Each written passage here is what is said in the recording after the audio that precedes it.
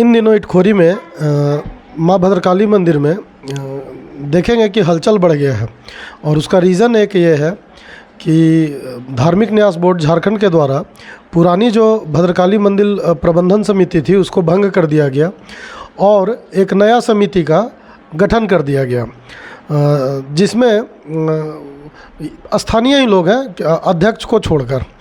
अब ताज्जुब ये होता है, मैं सर्वप्रथम बात यहाँ से खड़ा करता हूँ कि सारे लोग अभी पूरे चतरा ज़िला में इसका डिमांड कर रहे हैं कि सांसद जो है सो स्थानीय होना चाहिए।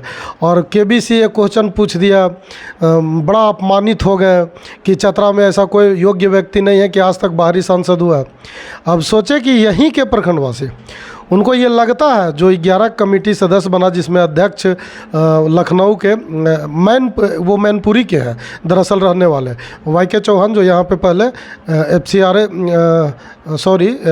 IFSA थे, यानी कि वो DFO के पद पे थे।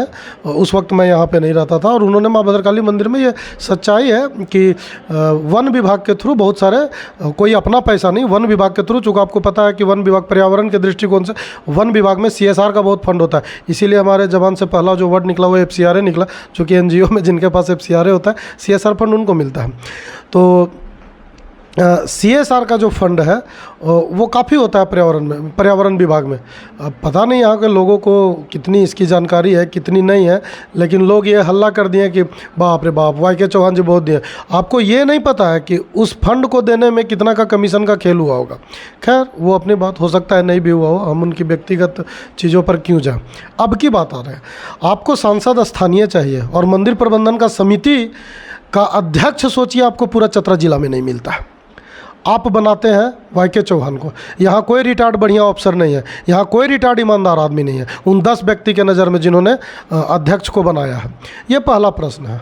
दूसरा प्रश्न है कि मंदिर, अभी मैं आज वीडियो इसलिए बना रहा हूँ क्योंकि मैंने कल YK चौहान जी से टेलीफोन पे बात किया, तो मैंने बताया राजनीतिक मुद्दों के बारे में, तो उन्होंने कहा क्या करूँ मैं छोड़ देता हूँ, मुझे राजनीति में ज़्यादा इंटरेस्ट नहीं है।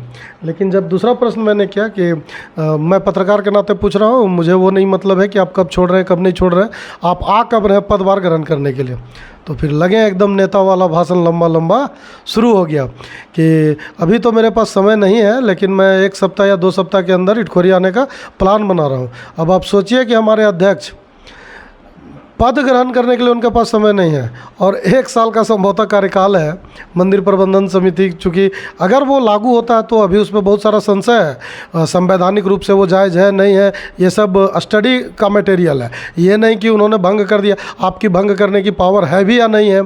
चूँकि आज तक हमने तो यही देखा है पूरे जीवन काल में कि जिस चीज़ को आप गठित करते हैं या जो गठित करता है, अगर उसी को भंग करने का पावर होता है, तो जो पूर्व कमेटी है वो चतरा उपायुक्त या कहें कि SDO जो अध्यक्ष है, CO जो सचिव है, ये किनके द्वारा गठित है, ये उन्हीं को भंग करने का अधिकार होगा। आप इसके अधीन आ गए। मैं एक सिंपल सा उदाहरण भी लोगों को देता हूँ कि मनरेगा एक कानून है, सबको पता है, लेकिन मनरेगा क्या कहता है कि हर दिन गरीब मजदूर जो है उसको 100 दिन का रोज़गार देना, ये कानून है। मनरेगा सबको ही जानते हैं, ये एक्ट है, अधिनियम है कि एक जो गरीब मजदूर है उसको 100 दिन का रोज़गार देना अनिवार्य है। लेकिन क्या ऐसा होता है? उनको मिलता है? नहीं मिलता है। क्यों नहीं मिलता है? क्योंकि कानून तो है, निबंधन आपको करवाना पड़ता है। जब तक आप निबंधित नहीं होइएगा आपको रोज़गार नहीं मिलेगा। तो ठीक उसी तरह से आपका कानून तो है धार्मिक न्यास बोर्ड का, लेकिन ये मंदिर को निबंधित कराएंगे कोई तब ना। अब निबंधित है कि नहीं, मैं बार बार कह रहा हूँ कि यह स्टडी मटेरियल का चीज़ है, मैं नहीं जानता। दूसरी बड़ी बात मैं बता दूँ, गौ सेवा आयोग भी है, राजीव रंजन प्रसाद अध्यक्ष है। तो गौ सेवा आयोग जो है वो गोचर भूमि, जो उनके पास लिस्ट होगा उसी को गोचर भूमि मानेंगे या अपने से घोषित कर देंगे, या फिर वो DC को पत्र लिखेंगे कि आपके यहाँ का गोचर भूमि जो है उसका हमको लिस्ट दीजिए।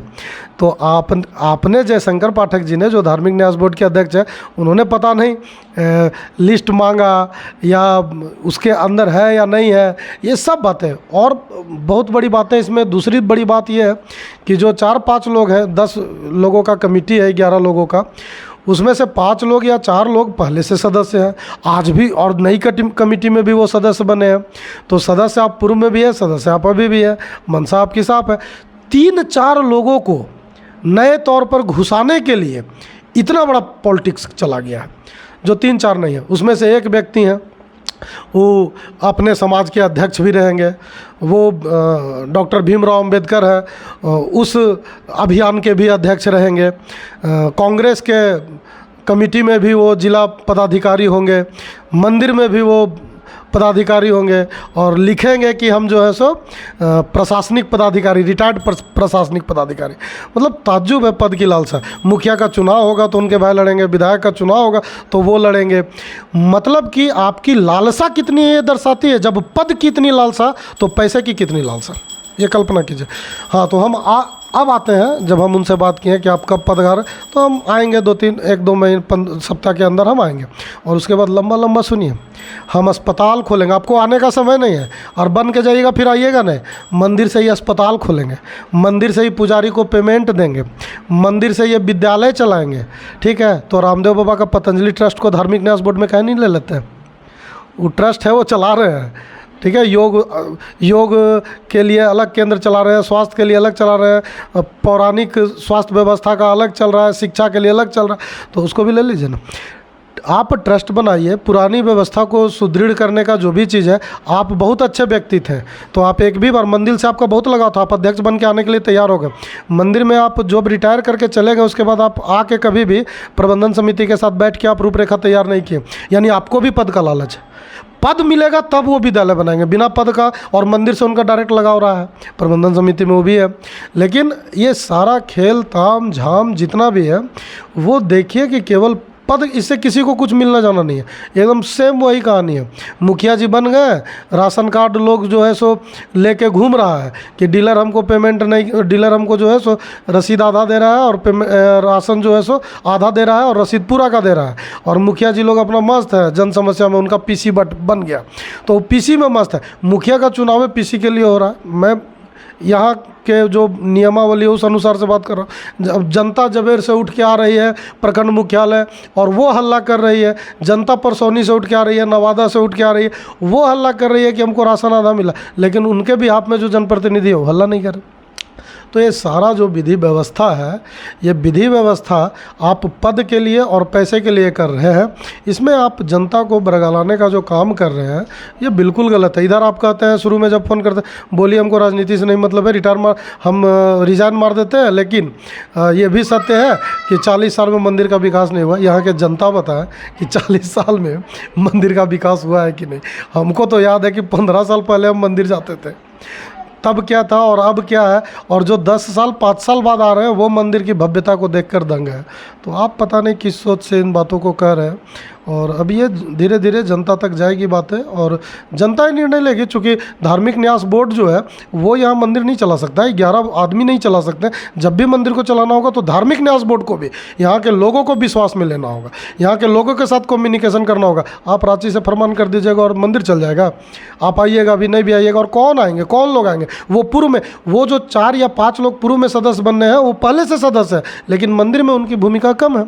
बहुत सारे लोग ऐसे हैं जो कहते हैं कि हमको जानकारी नहीं है, नाम दे दिया गया।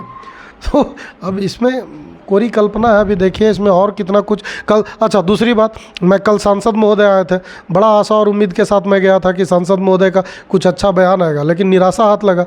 चूँकि ये लोग बड़े मुद्दे पे कुछ नहीं बोलते हैं। ये पूछिएगा इतिहास, बता देंगे भूगोल।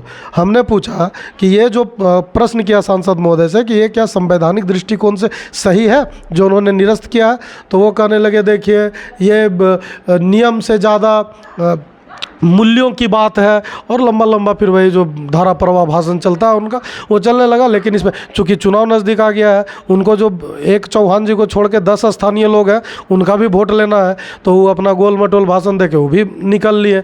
लेकिन कुछ कहने की स्थिति में कोई नहीं है। और पता नहीं, जब आप देखेंगे उसी तरह फील्ड फायरिंग रेंज पर बड़े अधिकारियों का कुछ नहीं, अपने लेटर देते हैं, फिर अपने कहते हैं कि हाँ हुआ चला हुआ है।